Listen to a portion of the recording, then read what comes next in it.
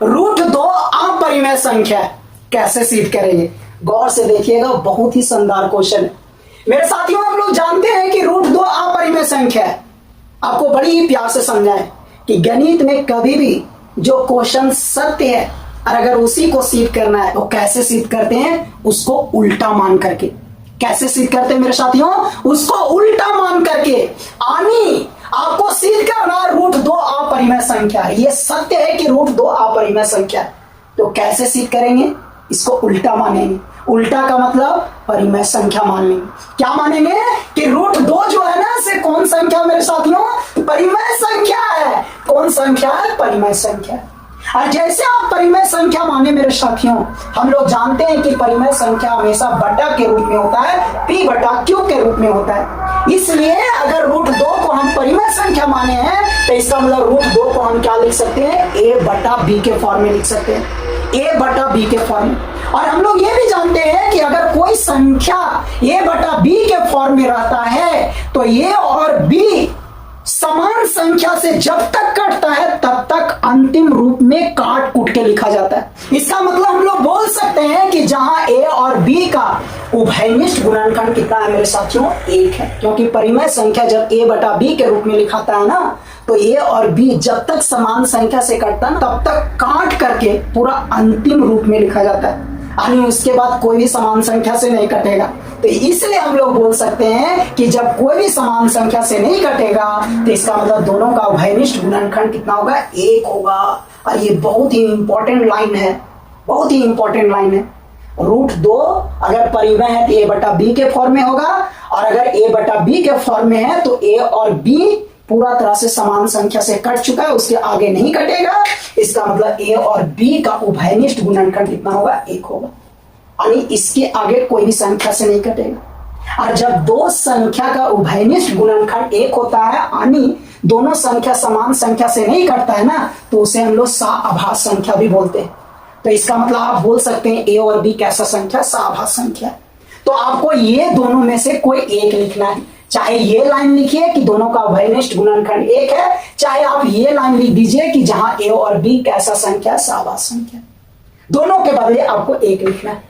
उसके आगे अब क्या करना मेरे साथियों? इसको उतार देना है। रूट 2 बराबर a बटा b। अब b को इधर भेज देंगे मेरे साथियों। रूट 2 गुना b बराबर a। अब क्या करेंगे? दोनों तरफ स्क्वायर करेंगे। क्या लिखेंगे? दोनों तरफ स्क्वायर करने पर, दोनों तरफ स्क्वायर यानी वर्ग करने पर, वर्ग करने पर बड़ी प्यार से वर्ग कर दिए मेरे साथियों। जब वर्ग कर दिए तो इधर हो जाएगा रूट 2b का वर्ग बराबर a का वर्ग। कितना आ गया मेरे साथियों? कितना आ गया? 2 गुना b स्क्वायर बराबर a स्क्वायर। बोलिए आया कि नहीं? हाँ या ना बोलिए, आया कि नहीं? इसको हम लोग क्या मान लेंगे? समीकरण 1 मान लेंगे मेरे साथियों। क्या मान लेंगे? समीकरण 1 मान लेंगे। अब समीकरण 1 को गौर से देखिए। समीकरण 1 को गौर से देखिए मेरे साथियों। कभी भी इधर एक संख्या हो और बराबर के बाद इधर दो संख्या हो, इधर एक संख्या हो बराबर के बाद इधर दो संख्या और दोनों गुना में, तो मेरे साथियों ये दोनों संख्या ये भी इसको काटेगा और ये भी इसको पूरा तरह से काटेगा। दोनों संख्या इधर वाला को पूरा पूरी काटेगा, पूरा पूरी काटेगा मेरे साथियों, पूरा पूरी काटेगा। यानी ये बराबर b गुना c है तो b भी a को पूरा पूरी काटेगा और c भी a को पूरा पूरी काटेगा।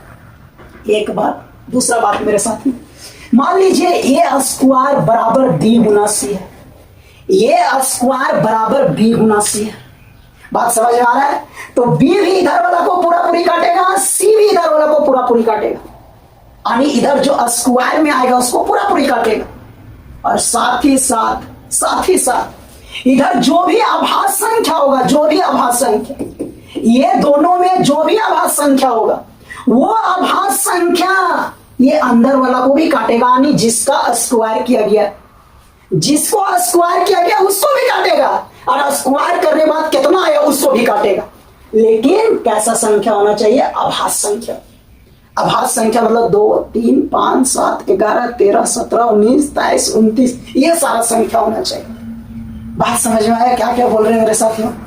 बात समझ में आ रहा है क्या क्या बोल रहे हैं? हम ये कहना चाह रहे हैं कि मान लीजिए इधर 4 का स्क्वायर लिखा हुआ है, इधर 4 का स्क्वायर, और 4 का स्क्वायर कितना होता है मेरे साथियों? 16 होता है। 4 का स्क्वायर कितना होता है? 16 होता है। और मान लीजिए इधर 2 गुना 8, 2 गुना 8, तो देखिए 2 भी 16 को काट रहा है, 8 भी 16 को काट रहा है, दोनों काटेगा।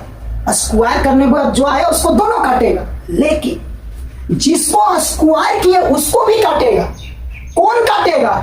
जो अभाज्य संख्या होगा, जो अभाज्य, ये दोनों में जो अभाज्य होगा। तो देखिए 2 अभाज्य है जिसके कारण 4 को पूरा तरह से काट रहा है, लेकिन 8 अभाज्य नहीं है इसलिए 4 को 8 भी काटेगा। बात समझ में आया? अगर दोनों में जो अभाज्य रहेगा ना, स्क्वायर को भी काटेगा, जेकरा स्क्वायर की ओकरो काटेगा। क्लियर? उसको भी काटेगा मेरे साथियों। इसका मतलब मेरे साथियों आ जाइए समीकरण 1 में। देखिए ये स्क्वायर के बराबर में 2 संख्या गुना में, और हमको पता है कि 2 अभाज्य संख्या, इसका मतलब 2 तो ये स्क्वायर को काटेगा ही काटेगा, लेकिन 2 उसके अंदर वाला यानी जिसको स्क्वायर किए उसको भी काटेगा, यानी 2 ए स्क्वायर को भी काटेगा और 2 ए को भी काटेगा। क्लियर हुआ? क्लियर हुआ? तो हम बोल सकते हैं समीकरण 1 से, समीकरण 1 से हम बोल सकते हैं, क्या बोल सकते हैं? कि 2 ए स्क्वायर को विभाजित करेगा। क्या करेगा मेरे साथियों? विभाजित करेगा ए स्क्वायर को। और जब ए स्क्वायर को विभाजित करेगा तो बोलिए 2 ए को भी विभाजित करेगा कि नहीं? हाँ या ना बोलिए। 2 ए को भी विभाजित करेगा कि नहीं? हाँ या ना बोलिए। पक्का करेगा कि नहीं? क्योंकि 2 अभाज्य संख्या है। अगर अभाज्य संख्या है तो उसके स्क्वायर वाला भी विभाजित करेगा और जिसको स्क्वायर किया गया उसको भी विभाजित करेगा। बात क्लियर? तो समीकरण 1 से हमको समझ में आ गया कि 2 किसको विभाजित करेगा? ए को विभाजित करेगा। बहुत सुंदर मेरे साथियों। अब थोड़ा आगे एक लाइन और समझिए मेरे साथियों। मान लीजिए 2 है से 10 को विभाजित कर रहा है, 10 को, तो क्या हम इसको एक समीकरण के रूप में लिख सकते हैं? 10 बराबर 2 गुना जितना बार में विभाजित किया उसको गुना कर दे तो एक समीकरण बन जाएगा कि? हाँ या ना बोलिए। 2 10 को विभाजित कर रहा है तो एक समीकरण बना सकते हैं। जिसको विभाजित कर रहा है उसको इधर रखिए और जो विभाजित कर रहा है उसको उधर ले जाइए, और कितना बार में विभाजित कर रहा है उसको उसके साथ गुना कर दीजिए, एक समीकरण बन जाएगा। यानी हम ये कहना चाह रहे हैं कि 3 है से 15 को विभाजित कर रहा है तो एक समीकरण बन जाएगा। जिसको विभाजित किया इधर, जो विभाजित किया इधर, और जितना बार में विभाजित किया गुना कर दीजिए, एकदम ये समीकरण बन गया। समीकरण बराबर है, एकदम सही। बात समझ आया मेरे साथियों? अगर मान लीजिए 4 है से 32 को विभाजित कर रहा है तो 32 बराबर 4 कितना बार में विभाजित कर रहा है? 8 बार में, तो 4 के साथ 8 गुना कर देंगे। पक्का? पक्का? उसी तरह अगर आपको पता चल जाए कि 2 है से ए को विभाजित कर रहा है तो आप बोल सकते हैं ए को इधर रखिए, 2 को इधर रखिए, अब कितना बार में विभाजित कर रहा है उसको गुना कर दीजिए। और अगर आपको नहीं पता कितना बार में विभाजित कर रहा है और आपको ये जरूर पता है कि विभाजित कर रहा है, लेकिन कितना बार में कर रहा है ये नहीं पता है, कितना बार में कर रहा है ये नहीं पता है, तब उस स्थिति में कितना बार में विभाजित कर रहा है उसको कुछ मान लीजिए, के मान लीजिए, आर मान लीजिए, टी मान लीजिए, कुछ मान लीजिए और 2 के साथ गुना कर दीजिए, आपका समीकरण बन जाएगा। समीकरण बन जाएगा मेरे साथियों। अगर मान लीजिए 3 बी को विभाजित कर रहा है, ये बात आपको पता है, तो आप समीकरण बना सकते हैं। बी को इधर रखिए, 3 को इधर, कितना बार में विभाजित कर रहा है ये नहीं पता, कुछ मान लेना है, आर मान लीजिए, टी मान लीजिए, समीकरण बन जाएगा। बस पता होना चाहिए विभाजित कर रहा है, कितना बार में विभाजित कर रहा है ये नहीं पता, तो उस स्थिति में के मान लेना है, आर मान लेना और समीकरण बना देना मेरे साथ। यही बात यहां दिखाई दे रहा है कि 2 है से ए को विभाजित कर रहा है। जब 2 है से ए को विभाजित कर रहा है मेरे साथियों, तो बताइए इस तरह का समीकरण बनेगा कि नहीं? हाँ या ना बोलिए, बोलिए बनेगा कि नहीं? तो हम लोग लिख सकते हैं मेरे साथियों, क्या लिख सकते हैं? हम लोग लिख सकते हैं ए बराबर 2 गुना के। हाँ या ना बोलिए, क्योंकि 2 ए को विभाजित कर रहा है, ए इधर रहेगा, 2 विभाजित कर रहा है, 2 इधर, 2 के साथ गुना करेंगे, कितना बार में विभाजित कर रहा है वो नहीं पता, के मान लेंगे मेरे साथियों, के मान लेंगे। अब इसको समीकरण क्या मान लेंगे मेरे साथियों? इसको 2 मानिए, ए लाइन को 2 मानिए, इसको क्या मान लीजिए? 3 मान लीजिए। क्लियर यहां तक? अब क्या करना है? समीकरण 3 का मान समीकरण 1 में बैठा देना है। तो लिखेंगे इसके नीचे समीकरण 1 और 3 से, समीकरण 1 और किससे? 3 से। लिख दिए मेरे साथियों समीकरण 1 और 3 से। 1 में 3 का मान बैठा दिए, यानी a की जगह पर 2 के बैठा देंगे, तो इधर हो गया 2b², इधर a की जगह पर बैठा दिए 2k का होल स्क्वायर। अब इसको हल करना शुरू कर रहे हैं मेरे साथियों। इधर आ गया 2b² बराबर 4k²। देखिए इससे एक कट गया, यहां आ गया b² बराबर 2k²। इसको समीकरण नंबर 4 मान लीजिए, और समीकरण नंबर 4 के गौर से देखिए। जब गौर से देखिएगा तो इधर b² है और इधर दो संख्या का गुना है। अब इसमें से 2 फिर आ गया आभाज्य संख्या, तो बताइए 2 है से स्क्वायर को भी काटेगा और उसके अंदर वाला संख्या को भी पूरा तरह से काटेगा कि नहीं? एकदम समीकरण 1 के जैसा कहानी आ गया कि नहीं? हाँ या ना बोलिए। तब 2 है से b² को विभाजित करेगा कि नहीं? b² को विभाजित करेगा, बोलिए हाँ या ना? विभाजित करेगा। अगर b² को विभाजित करेगा तो b को भी विभाजित करेगा, हाँ या ना बोलिए? विभाजित करेगा कि नहीं? इसको समीकरण 5 मान लीजिए। 5 मान लिए मेरे साथियों, 5 मान लिए, हाँ या ना? माने कि नहीं? मान लिए। अब देखिए गौर से, थोड़ा बात को समझिए। समीकरण 2 को देखिए। समीकरण 2 में आ गया कि 2 है से a को विभाजित कर रहा है, यानी 2a को पूरी काट रहा है। और समीकरण 5 को देखिए। समीकरण 5 कह रहा है कि 2 है से b को भी विभाजित कर रहा है। समीकरण 2 कह रहा है कि 2 है से a को विभाजित कर रहा है, और समीकरण 5 कह रहा है कि 2 है से b को भी विभाजित कर रहा है। समीकरण 2 से ये पता चला कि a को तो 2 काट दे रहा पूरी, और समीकरण 5 से ये पता चला कि b को भी 2 पूरी काट दे रहा है। इसका मतलब समीकरण 1 और 5 से a और b का उभयनिष्ठ गुणनखंड कितना आ गया? 2 आ गया। a और b का उभयनिष्ठ गुणनखंड कितना आ गया? 2 आ गया। लेकिन मेरे साथियों, हम शुरू में क्या माने थे? याद है कि भुला गए? हम शुरू में माने थे मेरे साथियों कि a और b का तो उभयनिष्ठ गुणनखंड कुछ नहीं है, यानी 1 है, या दोनों कैसा संख्या? सभाज्य संख्या है। सभाज्य संख्या मतलब दोनों का कोई भी समान संख्या काटने वाला नहीं है, यानी दोनों का महत्तम 1 है, यानी दोनों का उभयनिष्ठ गुणनखंड 1 है। तो देखिए हम लोग परिमेय माने थे। परिमेय का मतलब a/b के रूप में लिख सकते हैं, और a/b का मतलब हुआ दोनों कोई भी समान संख्या से नहीं कटेगा। लेकिन हुआ क्या मेरे साथियों, जब हम लोग हल करते गए तो देखिए माने हैं कोई भी समान संख्या से नहीं कट रहा है, दोनों को उभयनिष्ठ गुणनखंड 1 है। लेकिन हल करते गए तो उभयनिष्ठ गुणनखंड 2 आ गया, यानी रिजल्ट क्या आ गया मेरे साथियों? गलत आ गया। जो माने थे उसका रिजल्ट गलत आ गया। तो इसका मतलब ये गलत क्यों आया? क्योंकि हम लोग गलत मान लिए कि यह परिमेय संख्या, गलत मान लिए। मतलब जो हम लोग माने वो गलत माने, वो गलत बात है। इसका मतलब जो कह रहा है क्वेश्चन वो अपने आप क्या हो गया? सिद्ध हो गया। √2 अपरिमेय संख्या सिद्ध हो गया, ऐसे सिद्ध होगा। इसके नीचे क्या क्या लिखाएगा मेरे साथियों? देखिए इसके नीचे क्या क्या लिखाएगा। इसके नीचे क्या क्या लिखाएगा मेरे साथियों? सुनिए, गौर से सुनिए। इसके नीचे लिखाएगा मेरे साथियों, इसके नीचे लिखाएगा समीकरण 2 और 5 से, 2 और 5 से a और b का उभयनिष्ठ गुणनखंड, a और b का उभयनिष्ठ गुणनखंड 2 है। ये लिखेंगे। उसके बाद लिखेंगे कि ये तो विरोधाभास है। समीकरण 2 और 5 से a और b का उभयनिष्ठ गुणनखंड कितना? 2 है। उसके बाद लिखेंगे ये तो विरोधाभास है, ये विरोधाभास है, क्योंकि हम लोग ने माना है a और b का उभयनिष्ठ गुणनखंड कितना है? 1 है। उसके नीचे फिर लिखेंगे या विरोधाभास इसलिए हुआ क्योंकि हम लोग ने क्वेश्चन को गलत मान लिया, क्योंकि हम लोग ने गलत कल्पना कर लिया। इसका मतलब √2 परिमेय संख्या नहीं है, बल्कि कैसा संख्या? अपरिमेय संख्या। ये लिखना है मेरे साथियों। क्या लिखेंगे, गौर से सुनिए। लिखेंगे मेरे साथियों, समीकरण 2 और 5 से ए और बी का उभयनिष्ठ गुणनखंड कितना है, 2 है।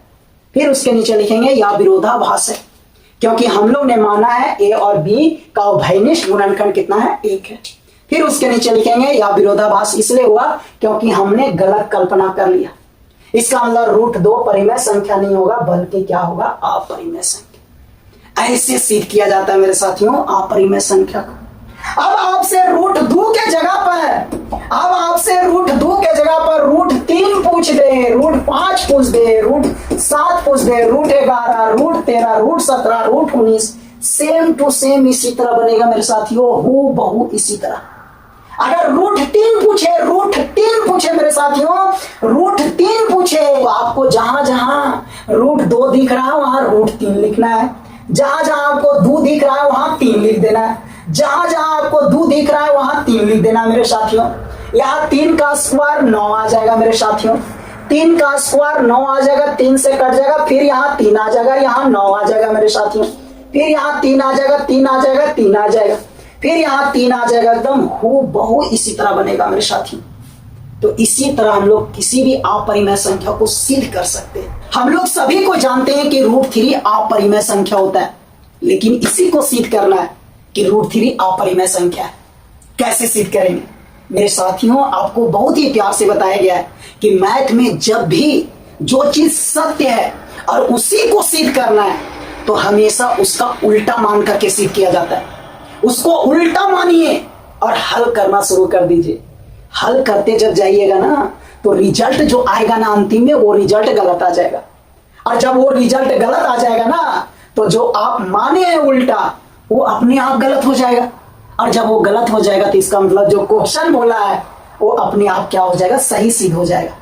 तो मेरे साथियों √3 अपरिमेय संख्या कैसे सिद्ध होगा, हम लोग सब जान रहे हैं √3 अपरिमेय संख्या, लेकिन सिद्ध कैसे होगा जब ये जान जाएंगे तो √5 को भी सिद्ध कर लेंगे, √7, √11, √13। तो मेरे साथियों क्या है सिद्ध करने का तरीका, आप परिमेय संख्या सिद्ध करना है तो हम लोग इसका उल्टा मानेंगे। हम लोग क्या मानेंगे कि √3 कौन संख्या है, परिमेय संख्या। हम लोग उल्टा मान के चलेंगे मेरे साथियों कि √3 कैसा संख्या, परिमेय संख्या। आप परिमेय सिद्ध करना लेकिन परिमेय मानेंगे। अब यहां से कहानी शुरू होगा, हल करना शुरू करेंगे। देखिएगा रिजल्ट अंतिम में जो आएगा वो गलत आएगा, और रिजल्ट जब गलत आएगा तो इसका मतलब बोलेंगे हम लोग जो माने हैं वो गलत माने हैं, इसका मतलब जो क्वेश्चन बोला वो अपने आप सिद्ध हो जाएगा। ऐसे सिद्ध करना है। जैसे हम लोग √3 को परिमेय संख्या माने मेरे साथियों, तो हम लोग बोल सकते हैं कि √3 को लिख सकते हैं। कैसे लिख सकते हैं, a/b के फॉर्म में, क्योंकि परिमेय संख्या a/b के फॉर्म में होता है, p/q के रूप में। जहां a और b कैसा संख्या होगा, पूर्णांक संख्या, और परिमेय संख्या में कभी भी नीचे वाला 0 नहीं होता है, यानी b का मान 0 नहीं होना चाहिए, ये लिखेंगे। साथ ही साथ हम लोग जानते हैं कि जब भी परिमेय संख्या को बटा के रूप में लिखते हैं ना, तो वो बटा वाला संख्या यानी ऊपर और नीचे वाला संख्या जब तक समान संख्या से कटता है तब तक काट करके एकदम अंतिम रूप में लिखा जाता है, यानी उसके बाद वो कोई भी समान संख्या से नहीं कटेगा। हमेशा परिमेय संख्या को ऐसा ही लिखा जाता है। तो अगर √3 को हम परिमेय संख्या माने हैं, इसको a/b के रूप में लिख सकते हैं, तो इसका मतलब a और b समान संख्या से पूरा तरह से कट कुट करके लिखा गया है, यानी इसके बाद अब कोई भी समान संख्या से नहीं कटेगा। इसका मतलब हम बोल सकते हैं कि जब कोई भी समान संख्या से नहीं कटेगा तो इसका मतलब a और b का उभयनिष्ठ गुणनखंड कितना होगा, 1 होगा। उभयनिष्ठ गुणनखंड 1 होगा, यानी अब ये कोई भी समान संख्या से नहीं कटेगा। और ये लाइन बहुत ही ज्यादा इंपॉर्टेंट है कि a और b का उभयनिष्ठ गुणनखंड कितना होगा, 1 होगा। और जब a और b का उभयनिष्ठ गुणनखंड 1 होगा तो आप इसे सआभास संख्या भी बोल सकते हैं। तो दोनों में से आपको 1 लिखना है, चाहे आप ये लाइन लिख दीजिए कि a और b का उभयनिष्ठ गुणनखंड 1 होगा, या a और b कैसा संख्या, सआभास संख्या, यानी a और b अब कोई भी समान संख्या से नहीं कट रहा है। हम लोग ये सब मान चुके हैं। अब इसके आगे क्या करेंगे से देखिए, इसको बड़ी प्यार से उतार देंगे मेरे साथियों, √3 बराबर a/b उतार दिए। अब हम लोग b को इधर ले जाएंगे, √3 गुना b बराबर है। अब हम लोग दोनों तरफ वर्ग करेंगे, दोनों तरफ वर्ग कर दिए मेरे साथियों, बड़ी प्यार से दोनों तरफ वर्ग कर दिए। यहाँ लिखना भी है दोनों तरफ वर्ग करने का, और वर्ग कर दिए। वर्ग करने के बाद इधर आ गया 3b² बराबर a²। आ गया कि नहीं, हाँ या ना बोलिए। इसको समीकरण नंबर 1 मानना। बोलिए यहां तक क्लियर मेरे साथियों। अब समीकरण 1 को गौर से देखिएगा। मेरे साथियों, हम लोग जानते हैं कि कभी भी कोई संख्या इधर एगो हो और बराबर के बाद इधर संख्या दो हो और दोनों गुना में, तो मेरे साथियों ये दोनों संख्या इसको पूरा तरह से विभाजित करेगा। ये बात हम लोग बड़ी प्यार से जानते हैं।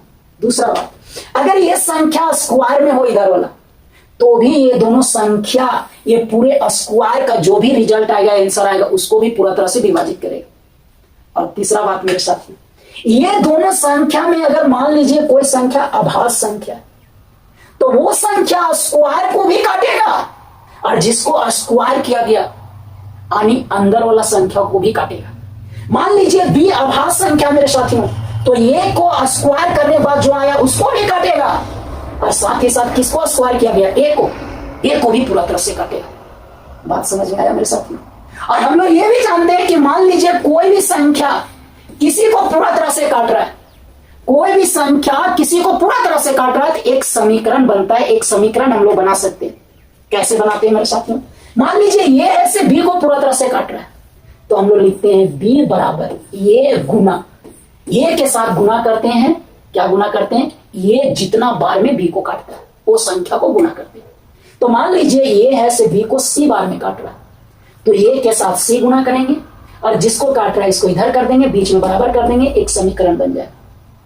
जैसे मान लीजिए 2 है से 10 को पूरा तरह से विभाजित करता है, तो समीकरण बनेगा 10 बराबर 2 कितना बार में विभाजित करता है? 5 बार। तो 2 गुना 5 बराबर 10 कर देंगे। यानी जिसको विभाजित कर रहा है वो इधर, जो विभाजित कर रहा है सो गुना जितना बार में विभाजित कर रहा है वो लिखेंगे। और मान लीजिए कि जितना बार में विभाजित कर रहा है वो नहीं पता है, लेकिन आपको जरूर पता है कि विभाजित कर रहा है, लेकिन कितना बार में कर रहा है वो नहीं पता है मेरे साथियों। तब उस स्थिति में उस संख्या के साथ आप कोई वेरिएबल यानी चर को गुना कर सकते हैं। आप उस स्थिति में यहाँ ए गुना कर दीजिए, बी गुना कर दीजिए, के गुना कर दीजिए, आर गुना कर दीजिए, टी गुना कर दीजिए, लेकिन आपको पता होना चाहिए कि वो संख्या इसको काट रहा है।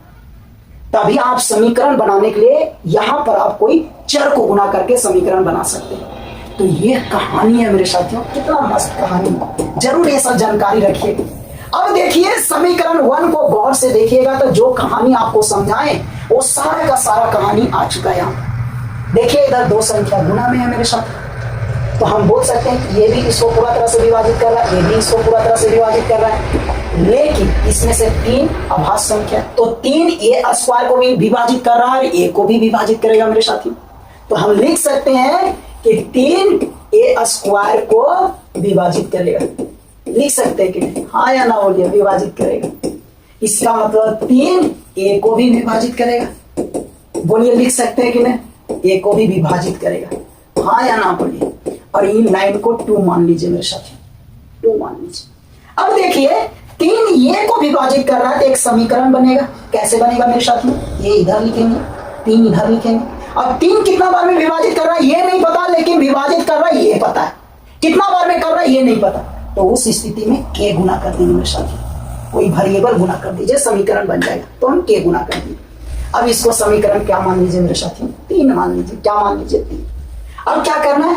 3 का मान 1 में बैठा देना है। 3 का मान 1 में बैठा देना है, तो नीचे लिखेंगे समीकरण 1 और 3 से, 1 और 3 से, 1 और क्या लिखेंगे मेरे साथियों? 1 और 3 से। बड़े प्यार से लिखेंगे 1 और 3 से। अब आगे गौर से देखिएगा। देखिए जब हम 3 का मान 1 में बैठा दें तो इधर 3 भी स्क्वायर है, ये स्क्वायर की जगह पर कितना बैठा देंगे? 3 के, तो 3 के का इधर होल स्क्वायर आ गया। इधर आ गया 3 बी स्क्वायर बराबर 9 के स्क्वायर। ये कट गया मेरे साथियों, तो बी स्क्वायर बराबर आ गया 3 के स्क्वायर। इसको समीकरण 4 मान लीजिए, 4 मान लीजिए। अब 4 को गौर से देखिए। देखिए यहाँ पर एक संख्या और इधर 2 संख्या गुना में, तो हम बोल सकते हैं ये संख्या इसको पूरा तरह से विभाजित कर रहा है, ये भी इसको पूरा तरह से विभाजित कर रहा है, लेकिन इसमें 3 जो है अभाज्य संख्या है, तो 3 बी स्क्वायर को विभाजित कर रहा है और साथ ही साथ बी को भी विभाजित करेगा क्योंकि 3 अभाज्य संख्या है। तो हम बोल सकते हैं समीकरण 4 से क्या बोल सकते हैं कि 3 बी स्क्वायर को क्या कर रहा है? विभाजित कर रहा है या विभाजित करेगा। तो जब बी स्क्वायर को विभाजित करेगा तो 3 बी को भी विभाजित करेगा, क्योंकि 3 कैसा संख्या? अभाज्य संख्या, विभाजित करेगा। इसको मान लीजिए समीकरण 5। अब मेरे साथियों गौर से देखिए समीकरण 2 को गौर से देखिए। समीकरण 2 में हम लोग देखें कि 3 है से ए को विभाजित कर रहा है, ए को पूरा तरह से काट रहा है। और समीकरण 5 में देख रहे हैं कि 3 है से बी को भी पूरा तरह से काट रहा है। हम लोग समीकरण 2 में देखें कि 3 है से ए को काट रहा है, और समीकरण 5 में देखें कि 3 है से बी को भी काट रहा है। इसका मतलब समीकरण 2 और 5 से ए और बी को काटने वाला कौन संख्या आ गया? 3। ए और बी का उभयनिष्ठ गुणनखंड आ गया 3। लेकिन हम लोग शुरू में क्या माने हैं कि ए और बी का उभयनिष्ठ गुणनखंड तो कुछ नहीं है, 1 है। दोनों तो साधारण संख्या है, दोनों किसी से नहीं कटेगा। लेकिन हल करते गए तो आगे पता चल रहा है कि 3 से दोनों कट रहा है। 3 से दोनों क्या हो रहा है? कट रहा है। इसका मतलब हम जो माने उसके अनुसार तो रिजल्ट गलत आ गया। जहां रिजल्ट गलत आया, इसका मतलब हम जो माने वो गलत हो गया। इसका मतलब जो बोला गया क्वेश्चन वो अपने आप क्या हो गया? सिद्ध हो गया। अब समझ में आया? समझ में आया कि नहीं? क्यों गलत हो गया? क्योंकि हम माने ए और बी का उभयनिष्ठ गुणनखंड कुछ नहीं, किसी से नहीं कट रहा है। लेकिन हल किए तो देख रहे हैं ये तो दोनों 3 से कट रहा है, जो कि गलत बात ना है। गलत ना आ गया रिजल्ट, हम जो माने उसका गलत ना आ गया। तो नीचे क्या लिखेंगे जानते हैं? नीचे लिखेंगे मेरे साथियों, हम समीकरण 2 और 5 से कह सकते हैं कि दोनों का उभयनिष्ठ गुणनखंड समीकरण 2 और 5 से ए और बी का उभयनिष्ठ गुणनखंड उभयनिष्ठ गुणनखंड 3 है। उभयनिष्ठ गुणनखंड कितना है? 3 है, जो कि क्या है? विरोधाभास। और यह विरोधाभास क्यों आया? क्योंकि हमने क्या किया? गलत कल्पना कर ली, हमने गलत मान लिया कि यह परिमेय संख्या। इसका मतलब जो बोला गया है कि √3 अपरिमेय संख्या, ये क्या है? सही बात है, यानी √3 अपरिमेय संख्या, ये सिद्ध हो गया। इसी तरह √5 को सिद्ध करना है, √7 को, √11 को, √13 को, √17 को, √19 को, √23 को, √29 को, सारा अपरिमेय संख्या इसी तरह सिद्ध होगा। जब भी अपरिमेय संख्या जोड़ घटाव या गुना भागा में रहेगा, जोड़ घटाव या गुना भागा में रहेगा, तो उसे हम लोग कैसे सिद्ध करते हैं कि ये अपरिमेय संख्या है, ये वो समझेंगे। सारा अपने आप सिद्ध होगा, एकदम सेम टू सेम, हूबहू एकदम एक ही जैसा बनेगा। बड़ी प्यार से देखना है मेरे साथियों। हम लोग क्या करेंगे? हम लोग ये तो जान रहे हैं कि सारा का सारा अपरिमेय संख्या, लेकिन आपको बड़ी प्यार से बताया गया कि गणित में जब भी कोई सत्य चीज को सिद्ध करना तो हमेशा उसको उल्टा मान लेना है, हमेशा उसको उल्टा मानेंगे, और उल्टा मानने के बाद उसको हल करना शुरू करेंगे। जब हल करते जाएंगे ना, तो जो रिजल्ट आएगा ना अंतिम में, वो रिजल्ट गलत आ जाएगा। और जब वो रिजल्ट गलत आ जाएगा ना, तो इसका मतलब जो बोला गया है क्वेश्चन में वो अपने आप क्या हो जाएगा? सिद्ध हो जाएगा। तो हम लोग को सिद्ध करना है कि ये सारा का सारा अपरिमेय संख्या। तो चलिए कोई एक लेकर के हम लोग समझते हैं। मान लीजिए इसको सिद्ध करना है अपरिमेय संख्या, तो कैसे सिद्ध करेंगे? उल्टा मान लेंगे। उल्टा मानने के बाद हम लोग हल करेंगे। उल्टा का मतलब हम लोग क्या मान लेंगे? परिमेय संख्या। अब इसको हल करेंगे, हल करने के बाद रिजल्ट जो आएगा वो गलत आ जाएगा। और अगर गलत आ गया रिजल्ट, तो हम लोग बोलेंगे कि ये रिजल्ट जो गलत आया ना, से हम लोग को गलत मानने के कारण आया। इसका मतलब जो क्वेश्चन में बोला गया वही क्या है? सही है। तो इसको अपरिमेय संख्या सिद्ध करना है, सबसे पहले मानेंगे कि 2 + √3 परिमेय संख्या। और जैसे आप इसको परिमेय संख्या मानेंगे, हम लोग जानते हैं कि परिमेय संख्या को a/b के रूप में लिखा जाता है, तो तुरंत लिखेंगे। इसका मतलब 2 + √3 को लिख सकते हैं, क्या लिख सकते हैं? 2 + √3 बराबर a/b, यानी बटा के रूप में लिख सकते हैं। उसके बाद हम लोग ये भी जानते हैं कि जब भी कोई परिमेय संख्या बटा में होता है, तो ऊपर और नीचे वाला पूर्णांक संख्या होता है, नीचे वाला कभी भी 0 नहीं होता है। तो तुरंत लिखेंगे जहां a और b पूर्णांक है, b का मान 0 नहीं होगा। उसके बाद हम लोग ये भी जानते हैं कि कभी भी कोई संख्या परिमेय संख्या में होता है, यानी a/b के रूप में होता है, तो a और b जब तक समान संख्या से कटता है तब तक काट करके पूरा अंतिम रूप में लिखा जाता है, यानी उसके बाद कभी भी वो समान संख्या से नहीं कटेगा। यानी दोनों का अगर हम उभयनिष्ठ गुणनखंड का बात करें तो कितना होगा? 1 होगा। ये परिमेय संख्या का नियम कि परिमेय संख्या जब भी बटा के रूप में लिखेगा ना, तो हमेशा काट कूट के लिखा जाता है। जब तक वो कटेगा समान संख्या से तब लिखा जाता है, और उसको बोला जाता है a/b। यानी अंतिम रूप को a बटा b बोलना, यानी अब वो नहीं कटेगा, यानी दोनों का अभयनिष्ठ गुणनखंड कितना होगा? एक, या आप ये भी बोल सकते हैं दोनों का ऐसा संख्या होगा सहवास संख्या। तो तुरंत लिखेंगे कि साथ ही a और b का अभयनिष्ठ गुणनखंड कितना है? 1 है, यानी उसके आगे अब नहीं कटेगा a और b। अगर ये लाइन नहीं लिखना, आप इतना भी लिख दिए तो चल जाएगा, जहां a और b कैसा संख्या है? सहवास संख्या। अब आगे क्या करना, से गौर से देखिएगा मेरे साथी, इसको उतार देंगे बड़ी प्यार से, उतार दिए। अब आपको क्या करना है, अब आपको बड़ी प्यार से जो इधर रूट वाला है, जो आपको इधर रूट वाला दिख रहा है उसको इधर रखना है, बाकी बस गोटा वाला संख्या इन्हें भेजना है। अगर गोटा वाला संख्या जोड़ में है तो इधर घटाव में चल जाएगा, अगर घटाव में है तो उधर जोड़ में चल जाएगा, अगर गुना में है भागा में चल जाएगा, अगर भागा में है इधर भेज देना गुना में मेरे साथ। यानी रूट वाला उन्हें रखेंगे और बिना रूट गोटा वाला को इन्हें भेज देना मेरे साथी। अगर ये रहेगा तो रूट वाला इन्हें रखना है, गोटा वाला इन्हें भेज देंगे। रूट वाला किधर रखेंगे, इसको इन्हें भेज देंगे। रूट वाला किधर रखेंगे, इसको इन्हें भेज देंगे। रूट वाला किधर रखेंगे, इसको इन्हें भेज देंगे। हमेशा रूट वाला किधर रखना, बाकी वाला उधर भेज देना। इतना कर लेंगे। जैसे हम इधर भेजेंगे मेरे साथियों, √3 बराबर a बटा b माइनस 2 आ गया, a बटा b माइनस 2 आ गया। इसको समीकरण 1 माने। बस इतने करना है, बस इतने करना है। उसके बाद अब लिखना है, उसके बाद लिखना है, सोचना है, समझना है। यही फायदा है जब जोड़ घटाव वाला आप परिमेय संख्या को सिद्ध करना है ना, तो बड़ी आसानी से सिद्ध हो जाता है। थोड़ा शॉर्ट है उसका, है ना, बड़ी आसानी से होता है।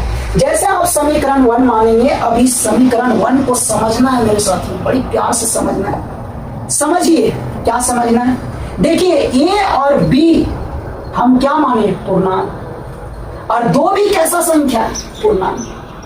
तो बताइए a भागा b आपका परिमेय संख्या आ गया, और 2 पूर्णांक है, 2 भी कैसा संख्या है, परिमेय। तो बताइए परिमेय में परिमेय को घटाएंगे तो कैसा संख्या आएगा, परिमेय आएगा। तो आनी इधर समीकरण 1 से हम बोल सकते हैं कि a बटा b माइनस 2 कैसा संख्या आ रहा है, परिमेय संख्या आ रहा है। बोल सकते हैं कि नहीं। और ये समीकरण जो है से बराबर है, और हम लोग जानते हैं कि कभी भी कोई समीकरण के एक साइड जो रहता है वही साइड दूसरा रहता है। तो अगर ये परिमेय संख्या है तो हम बोल सकते हैं इधर वाला भी क्या होगा, परिमेय संख्या, यानी √3 भी क्या होगा, परिमेय संख्या। बोल सकते हैं कि नहीं। लेकिन हम लोग जानते हैं कि √3 तो परिमेय संख्या नहीं होता है। ये तो गलत आ गया, विरोधाभास आ गया। यानी समीकरण 1 जो आ गया ये गलत बता रहा है, विरोधाभास चीज को बता रहा है। अब ये गलत क्यों आया, क्योंकि हमने गलत मान लिया परिमेय संख्या। इसका मतलब क्या होगा, इसका मतलब जो क्वेश्चन बोल रहा है कि ये परिमेय ना होकर के अपरिमेय, इसका मतलब सचमुच में 2 + √3 क्या है, अपरिमेय है। यानी क्वेश्चन जो बोल रहा है वही क्या हो गया, सत्य सिद्ध हो गया मेरे साथ। ऐसे सिद्ध करना। अब केवल लिखना है, सोचना है। क्या लिखेंगे, लिखेंगे मेरे साथियों, जहां a और b पूर्णांक है, साथ ही 2 भी पूर्णांक है। क्या है, पूर्णांक है। इसका मतलब a बटा b माइनस 2 कैसा संख्या है, परिमेय संख्या। कैसा संख्या है, परिमेय संख्या। अब जैसे ये परिमेय संख्या हुआ, इसका मतलब √3 भी कैसा संख्या हो गया, परिमेय संख्या। कैसा संख्या हो गया, परिमेय संख्या। लेकिन यह क्या हो गया, विरोधाभास। क्या हो गया, विरोधाभास। अब नीचे लिखेंगे यह विरोधाभास क्यों हुआ, क्योंकि हमने गलत कल्पना कर ली कि ये परिमेय संख्या है। इसका मतलब 2 + √3 परिमेय संख्या नहीं है, बल्कि कौन संख्या, अपरिमेय संख्या। ऐसे सिद्ध होगा मेरे साथियों, ऐसे सिद्ध करना जोड़ घटाव में जब अपरिमेय संख्या रहे। हर क्वेश्चन को इसी तरह सिद्ध करना। मान लीजिए ये क्वेश्चन में रहता है, ये क्वेश्चन में रहता 7√3। क्या लिखते हैं, 7√3 बराबर a बटा 7 को इन्हें भेज देते हैं तो √3 है ना, a बटा b के नीचे कितना आ जाएगा, 7। अब यही लाइन लिखते हैं जहां a और b पूर्णांक है, 7 भी पूर्णांक है। इसका मतलब a भागा 7 गुना b कैसा संख्या होगा, परिमेय संख्या। इसका मतलब √3 भी कैसा संख्या होगा, परिमेय संख्या। लेकिन ये क्या हो जाएगा, विरोधाभास, क्योंकि हम लोग जानते हैं √3 कैसा संख्या होता है, अपरिमेय संख्या। ये विरोधाभास इसलिए हुआ क्योंकि हमने गलत कल्पना कर ली। इसका मतलब जो क्वेश्चन में बोला गया वो क्या है, सत्य। मान लीजिए ये क्वेश्चन रहता, एक क्वेश्चन रहता √5/3, तो भी वही काम करते हैं, √5/3 को a/b मानते हैं, 3 को इधर भेज देते हैं, है ना, 3 को इधर भेज देते हैं, ये आ जाता है। फिर नीचे लिखते हैं जहां a और b पूर्णांक है, 3 भी पूर्णांक है, इसका मतलब 3a/b परिमेय संख्या है, इसका मतलब √5 भी परिमेय संख्या है, जो कि क्या है, विरोधाभास है। और हम लोग क्यों, क्योंकि हम लोग जानते हैं कि √5 कैसा संख्या, अपरिमेय संख्या, लेकिन समीकरण 1 से कैसा संख्या आ गया, परिमेय संख्या, जो कि विरोधाभास। यह विरोधाभास क्यों हुआ, क्योंकि हमने गलत कल्पना कर ली। इसका मतलब क्वेश्चन में जो बोला गया कि ये अपरिमेय संख्या, वही सत्य है, अपने आप सिद्ध हो जाए। तो इस तरह हम लोग अपरिमेय संख्या अगर जोड़ घटाव गुना भागम रहेगा तो ऐसे सिद्ध करते हैं। वीडियो को लाइक करना है, कमेंट करना है, दोस्तों भी जरूर से जरूर शेयर करना है। Bye bye.